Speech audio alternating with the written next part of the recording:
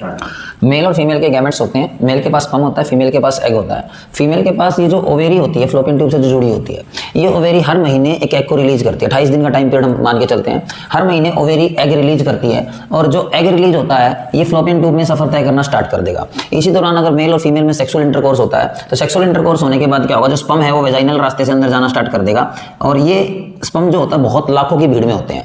ये लाखों की भीड़ में स्पर्म उस तरफ अट्रैक्ट ज्यादा होता है जहां से एग रिलीज हुआ। ये करते करते करते फ्लोपियन ट्यूब में पहुंच जाएगा। फ्लोपियन ट्यूब में पहुंचने के बाद क्या होगा, जैसे ये फ्यूज करेगा, अब बहुत सारे स्पर्म जा रहे हैं एक के पास, लेकिन कोई एक स्पर्म उस रेस में जीत जाता है और वो पहले चला जाता है। जैसे ही वो फ्यूज करेगा तो वो सेल अंदर चला जाएगा। जैसे ही अंदर जाएगा तो जो एग सेल था वो अपनी कवरिंग को सील कर लेगा बिल्कुल पूरी तरह, ताकि और स्पर्म उस पर अटैक ना कर सके।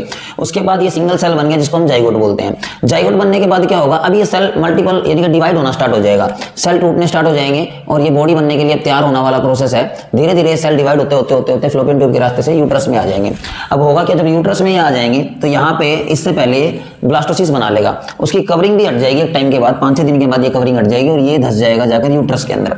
यूट्रस की दीवार में जैसे ये धसेगा तो यूट्रस कुछ टाइम के बाद एम्बिकल कॉर्ड कह सकते हो, लेकिन प्लेसेंटा बना लेगा, जो कि बच्चा और माँ एक नाभि से जुड़े हुए होते हैं। बच्चे की नाभि से माँ उसको पोषण देगी। अब होगा क्या, यहाँ पर जो फीमेल है अब वो उस प्लेसेंटा के माध्यम से बच्चे का पोषण करेगी। जितने भी न्यूट्रिशन है फीमेल जो भी खाएगी वो न्यूट्रिशन बच्चे को प्रोवाइड करेगी और बच्चा उससे ग्रोथ करेगा। धीरे धीरे बच्चा ग्रोथ करना स्टार्ट हो जाएगा।